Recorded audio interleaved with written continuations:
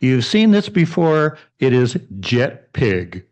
That's the acronym for the values that are incorporated within Unitarian Universalism, with love being the central value. Those values are interdependence, equity, transformation, pluralism, generosity, and justice. To me, pluralism really embraces diversity, diversity of people, cultures, subcultures. It's really the richness of the human experience. And interdependence, ecological interdependence, social interdependence, that captures the oneness of all things. So when I think of travel, one of the things it does best, it gives us a chance to experience pluralism. Go places you normally wouldn't go. Meet people you wouldn't hang out with. Talk to people with differing political viewpoints. Explore the world. Now, what do we mean when we talk about diversity? Nowadays diversity is being challenged politically. But when I think of diversity, I think of different ways that people communicate, different value systems, different family structures. But I also think of food, movement, and music. Food, movement, and music. So why do we travel? Food, movement, music. This is a very UU thing to do.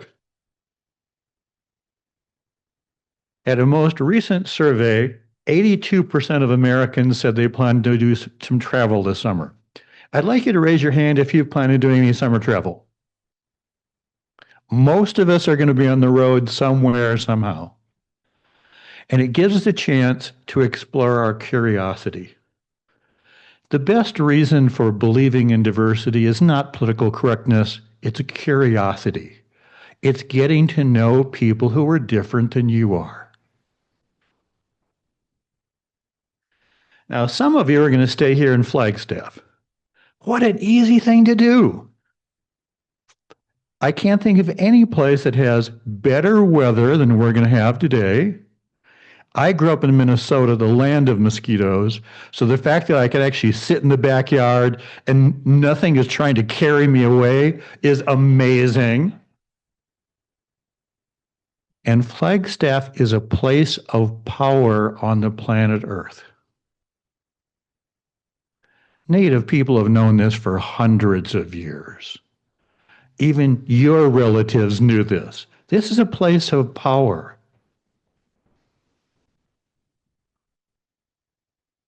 I like to go hiking up on the peaks. Now, most people are there for the aspens. My favorite part is the ferns. I love being surrounded by the ferns. And that feeling of interdependence, for as crazy as this world is, nature is in remarkable balance. It creates a sense of peace and serenity that nothing else does. And we live right next to the North Rim. How many of you have been to the North Rim? Great. Because travelers from all over the planet Earth come to here, down the road. I like the South Rim, but the North Rim is quiet. It's on the road to nowhere except for the North Rim. So the people that come there are coming there to feel the beauty, feel the timelessness. The canyon is a place of power. So I did a lot of thinking about types of travel as I was preparing for today's service. So we're going to talk about 4 types. The family vacation to visit relatives, the family vacation with children and teens, and then personal exploration inside the United States and internationally. Visiting relatives. The purpose of visiting relatives is to maintain family closeness. Every year, my brother Dave goes down to Gulf Shores, Alabama with his kids and grandkids. For those of you who don't know, Gulf Shores is on the Redneck Riviera. It's a beautiful beach. And they go there to be together as a family. Lots of families have a family vacation. I grew up in Minnesota. There are 10,000 lakes, but every family has someplace called the lake. And you get the family together to go to the lake. The advantage of family vacations is you probably are going to the same places you've been many times before. You know how to get there. What you want is easy travel. Direct flights, no hassles. Get there, hang out, enjoy each other. Traveling with children. My daughter convinced me that my grandkids who are 6 and 9 need to go to Disneyland. I'm not an amusement park guy, so the fact that I have impaired hearing probably will help me cope that day. But lots of us do memorable things for kids, whether it's take teenagers to Washington, D.C., get a chance to go places they would never go. It really is a chance to be with kids and grandkids. It's about fathering and mothering. Just realize at the end of the vacation, you will be ragged, exhausted, and in need of a vacation. Traveling in the United States. Here's where we start to talk about UU values again. What we want to do is have diverse, interesting, new experiences. I think I've been in about 40 states.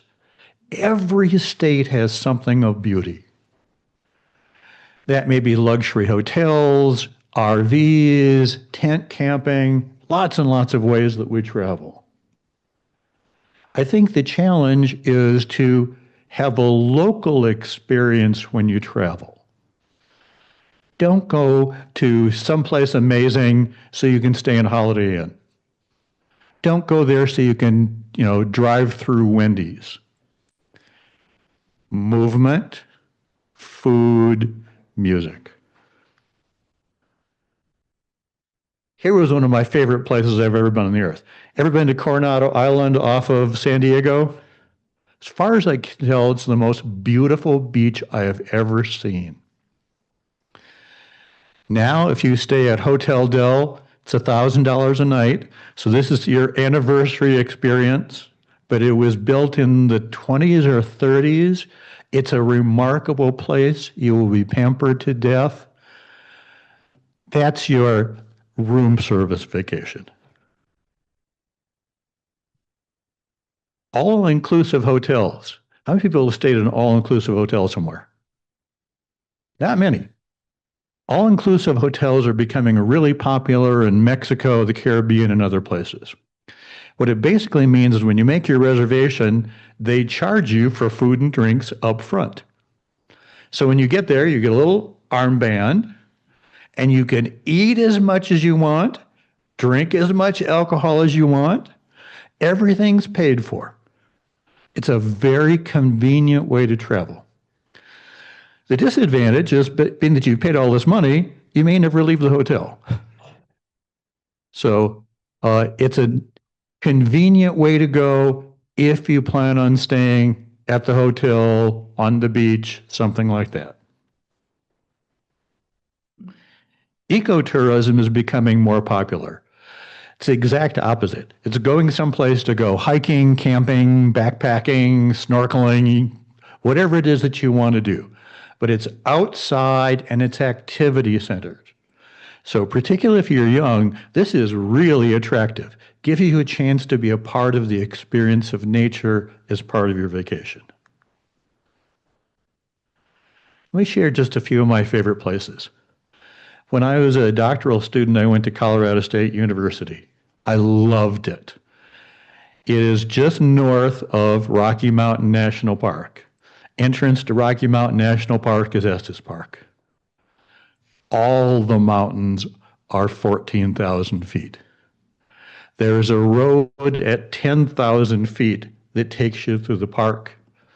In terms of those, ooh, ah, I need to take another photograph, it is breathtaking.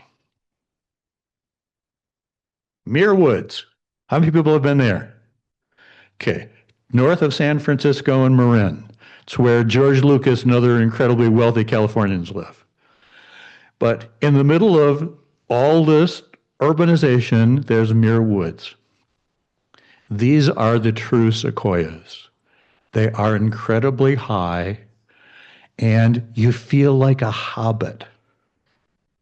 As you walk through Muir Woods, you'll discover everybody's whispering because it is a sacred place. It is a place of power. You're Colorado. How many? Ouray, Colorado is part of that whole trip. Durango, Telluride, but you go up the Dolores River, which is always bright and sparkling. You stay at these remarkable places, and Ouray has waterfalls. It's a small little town, great camping, and you are right next to the San Juan Mountains. Geologically, the San Juan Mountains are the youngest mountains in the United States. They really haven't eroded at all. So you get mornings like that. And my very favorite, Oregon coast. It's where my wife and I went last year. We started down in the Coos Bay area and went north. Eventually, we ended up in Astoria. We covered the whole distance. But that first half, amazing. Best seafood I ever ate was in Yachats. Again, movement, music, food.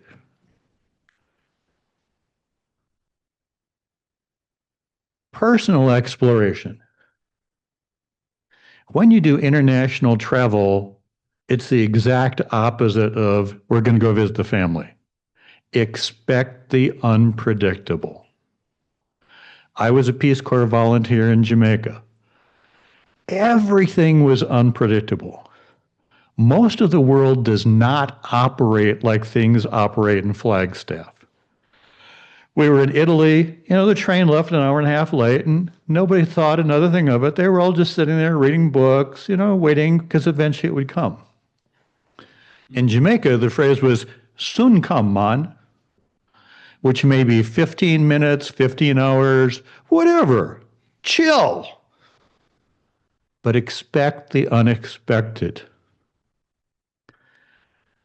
Some of the best advice about international travel is this. No, this is not a thong bikini for men. This is for traveling. It's a money belt. It's designed to hold a passport and cash, and you wrap it around your waist so it's right in front of you. When I was in Jamaica, I got pickpocketed by pros. They operate in 2 and 3 people teams, and I, of course, thought, I'm never going to fall for this. Not more than 5 or 6 times. Because they would get you. I was once wearing a full backpack with a big strap belt in front of me, and they still got my wallet in my front pocket. This is the safest way to carry your valuables in another country.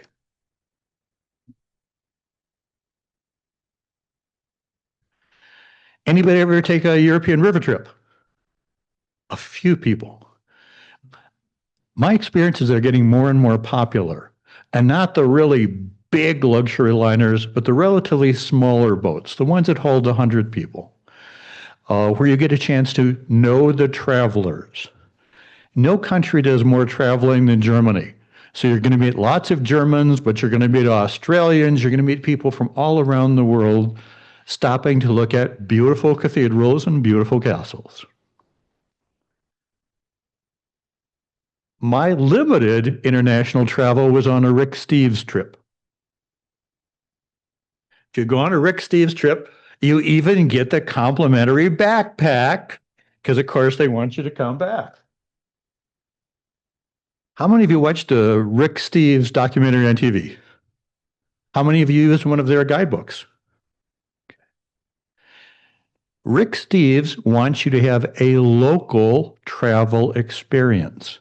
So they hire local people who speak the language to be your guide, but you stay in hotels, you stay in people's homes where the people there live. We stayed in a hotel built in the 18th century, which of course did not have elevators. So we had followed Rick Steves' advice. The more you travel internationally, the less you will take with you. A backpack, one piece of luggage. Rick Steves washes his underwear and his socks in the sink wherever he's staying. So if you're staying at a luxury hotel, bring whatever you want. But if you're going to be staying at some place where you're really moving around and seeing the people, eating in the food, travel light. When we went to Rick Steves' trip, we had a chance to go to Italy. It was fantastic. Venice and Rome were beautiful, but my favorite was Florence. Florence is breathtaking for the art. This is Botticelli. We also had a chance to see lots of Michelangelo. I mean, if you're interested in Renaissance or medieval art, that's the place to go on the planet Earth.